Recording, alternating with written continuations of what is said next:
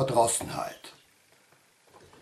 Kolumne Wort zum Sonntag von Heimwell Handel vom 9. September 2012.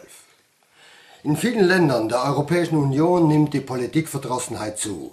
Die meist populistischen Versuche, dieser zu begegnen, helfen nur kurzfristig und vordergründig.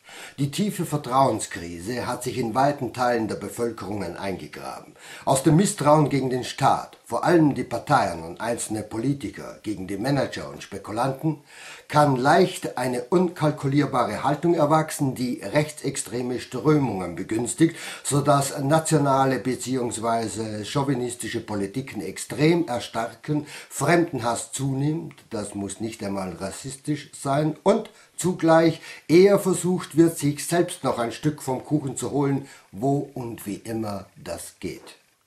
Verdrossene reagieren oft irrational, schier fixiert in ihrer überzeugten Enttäuschung und Empörung.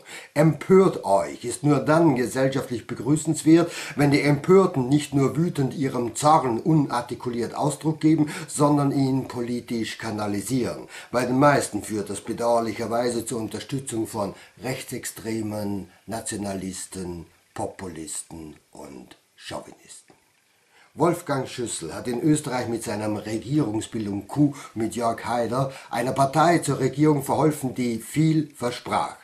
Sie hat nicht nur wenig gehalten, sondern das Gegenteil praktiziert, wovon sie telegem populistisch sprach. Vor allem in Kärnten, dem Heimathausmachtland der Haider-Partie, herrschte eine Korruption, eine Klientelpolitik, die den österreichischen Steuerzahlern einige Milliarden Kosten verursachten. Trotzdem besteht die Chance, dass die FPÖ bei den nächsten Wahlen wieder abräumt. Nicht nur das Gedächtnis des Elektorats ist kurz, sondern auch das Denkvermögen klein. Verdrossene wägen nicht ab, prüfen nicht Argumente, sondern ventilieren ihre Empörung, ihren Protest. Dabei unterstützen sie solche, deren simple populistische Haltungen höchst problematisch und teuer sind, beziehungsweise deren Partei bis über den Hals im Korruptionssumpf steckt. Ähnliche Reaktionen sind vor allem in den südeuropäischen Ländern zu sehen. Dort werden die Gründe des Versagens, der Korruption und der Misswirtschaft, der immensen Schulden einfach außen gesucht und gefunden. Europa soll zahlen, sie selbst sind Opfer. Während ihre Regierungen von den Ländern, die weniger korrupt wirtschaften, Geld wollen, entlädt sich der Zorn des gewöhnlichen Bürgers in Hatzen auf Ausländern, in Gewaltakten gegen Minderheiten. Dieser inakzeptable Zustand existiert besorgniserregend in Griechenland, Italien, Spanien. In Frankreich wächst die soziale Unruhe. In Ungarn schwelgen die Nationalisten in chauvinistischen Träumen, während der Feind in den Linken und Minderheiten, besonders den Roma, gesehen und gejagt wird. Vor wenigen Tagen kam ich bei einer Konferenz mit zwei ungarischen Lehrerinnen ins Gespräch, die hellauf begeistert vom Fortschritt ihres Landes unter dem Führer Orban sprachen und meinten, die Medien lügten, die anderen hassten Ungarn, weil Orban in Ungarn eine unabhängige Politik mache. Sie seien jetzt viel freier. Alles, was man über sie berichte, sei Lug und Trug. Und die Roma, von denen die Ausländer reden, seien keine Opfer, sondern wirklich Asoziale, die sich nicht integrieren wollen, auch wenn man ihnen helfe. Man habe das ja auch in Kanada gesehen.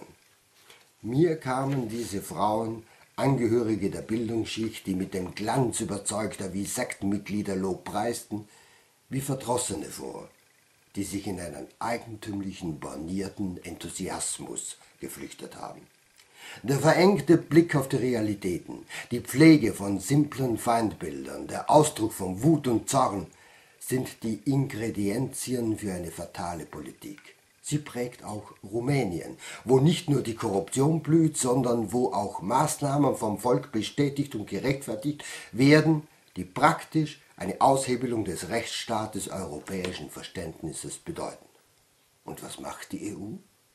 Sie verteilt Gelder, gibt über die EZB Kredite, konferiert und beschließt Bankenhilfen. Die Verdrossenheit nimmt derweil zu.